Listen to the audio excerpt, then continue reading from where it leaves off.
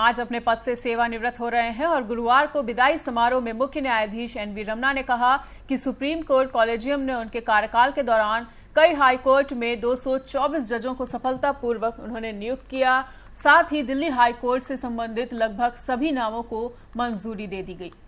उम्मीद है कि केंद्र द्वारा भी इन सिफारिशों को मंजूरी दे दी जाएगी और चीफ जस्टिस ने आशा व्यक्त करते हुए कहा कि वो कानूनी बिरादरी की अपेक्षाओं पे खरे उतरे। निवर्तमान सीजेआई ने Delhi high court bar association द्वारा आयोजित किए गए फेयरवेल कार्यक्रम में कहा कि मुझे लगता है कि मैं उस उम्मीद पर खरा उतरा हूं जो आपने मुझसे की थी। मैंने मुख्य न्यायाधीश के रूप में अपने कर्तव्यों का हर संभव तरीके से निर्वहन किया और मैंने 2 मुद्दों को उठाया। आप सभी जानते हैं, बुनियादी ढांचा और न्यायाधीशों की नियुक्ति।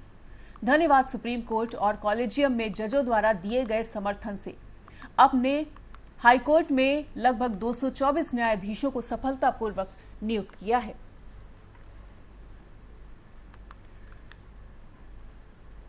तो सीजेआई ने विदाई से पहले सभी का धन्यवाद भी प्रेषित किया है और उन्होंने कहा है कि उनके द्वारा 224 जजों को नियुक्त किया गया और आशा करते हैं कि उनसे जितनी भी अपेक्षाएं की गई थी वो उन सभी पर खरे उतरे हैं। बता दें कि भारत के मुख्य न्यायाधीश के रूप में अपने अंतिम दिन आज जस्टिस एनवी रमन्ना आज भी 5 हाई प्रोफाइल मामलों में फैसले सुनाएंगे और गुरुवार की देर रात सुप्रीम कोर्ट रजिस्ट्री ने अदालत के बाद सूची को अपडेट किया है।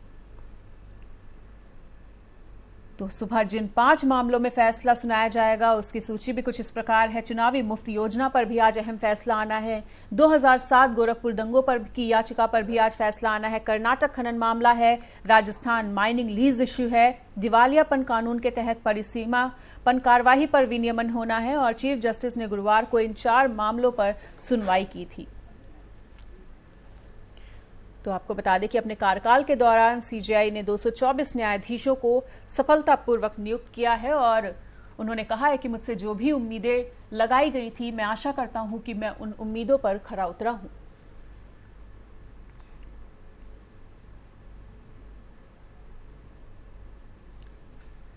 चीफ जस्टिस रमन 1 साल 4 महीने का कार्यकाल पूरा कर 26 अगस्त यानी आज देश के मुख्य न्यायाधीश के पद से रिटायर हो जाएंगे और उनकी जगह जस्टिस यूयू ललित देश के नए मुख्य न्यायाधीश का पद संभालेंगे।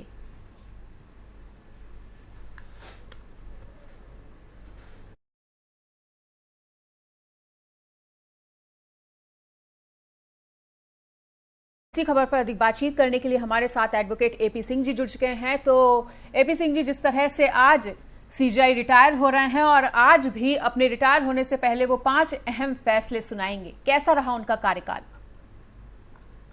बहुत मेहनत में रहे हैं, हार्ड वर्क उन्होंने किया है और मेहनत में उनका कोई सानी नहीं रहा जी।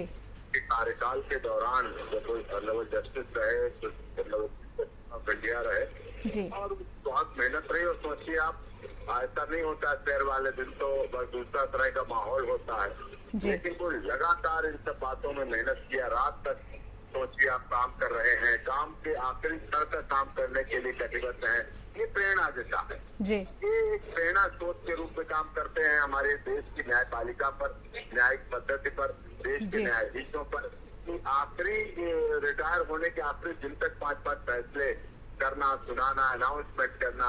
लोग तो बधाई है, पार्टियां हैं, विशेष हैं, गुलदस्ते हैं, इसमें फोटो है, इनमें बिजी हो जाते हैं। लेकिन नहीं, प्रेरणा मिलनी चाहिए क्योंकि हमारे देश में वर्कलोड बहुत बढ़ा हुआ है और चीफ जस्टिस साहब ने तो इस पर बहुत बार कहा कि हमारे पास जितना वर्कलोड है। माननीय मोदी जी के आंखों में भी आंसू आ गए, उनकी भी आंखों में आंसू आ गए। आपको याद होगा एक सेमिनार में तो वो चाहते थे कि जल्दी जल्दी निपटारे हो, केसों में स्पीडी ट्रायल हो, सबको न्याय मिले, ऐसे जस्टिस बहरहाल सबको न्याय की उपलब्धता हो। इसके बारे में honourable chief justice of India ने बहुत काम किया है और इतिहास में मील के पत्थर साबित होंगे उनका काम। अब देखिए भविष्य में आगे भी आएंगे चीफ जस्टिस साहब भी देखेंगे। इतिहास तो लिखा जाता रहा है लेकिन अभी तक के इतिहास में ऑनरेबल साहब का कोई सानी नहीं रहा। और उन्होंने देखे किसान आंदोलन, बड़े बड़े केसों में, बहुत केसों में जहाँ विकट स्थिति थी उन केसों को भी किया, तमाम चीजों को देखा, तमाम चीजों को किया है और विपरीत परिस्थितियों में भी कार्य किए और इसीलिए उनका निर्णय, उनके जजमेंट तो लोगों को, देखिए चाहे कोई पक्ष रहा हो, चाहे किसी तरह का पक्ष विपक्ष दोनों होते हैं, केस में तो पक्ष विपक्ष दोनों होंगे, लेकिन उनके जजमेंट से पक्ष भी संतुष्ट होता था, चाहे रिलीफ ना मिले विपक्ष भी संतुष्ट होता था, चाहे रिलीफ ना मिले, रिलीफ मिलना न मिलना अलग बात हो सकती है, लेकिन फिर भी उनकी मेहनत, उनकी लगन, उनका त्याग, उनका परिश्रम, उनकी ईमानदारी और उनकी बातपटता, और उन्होंने सच्ची का सीधी बात की, उन्होंने कई बार उन्होंने ऐसी बात नहीं छोड़ने वाली कही इस देश के वकीलों के लिए, न्यायिक पद्धति के लिए, न्यायिक प्रक्रिया के लिए। देखिए साहब, हमारा हिंदुस्तान है, हम लोग तो प्राइमरी में पढ़े, हिंदी मीडियम से पढ़े हुए लोग हैं, हम तो हिंदी मीडियम से पढ़ के यहाँ तक पहुँचे हैं, हमारी इंग्लिश अच्छी नहीं है। देखिए कितनी बड़ी बात थी, दिल को छू लेने वाली बात। चीफ जस्टिस ऑफ इंडिया इस बात को कह रहे हैं कि हमारी इंग्लिश अच्छी नहीं है, हो सकती है हमारी इंग्लिश अच्छी ना हो, नहीं कर पा रहे हो, हम हिंदी मीडियम से आए हैं, लेकिन हमारा भाव अच्छा है। बिल्कुल, और ये दिखाता है कि वो कितने डाउन टू अर्थ पर्सन थे।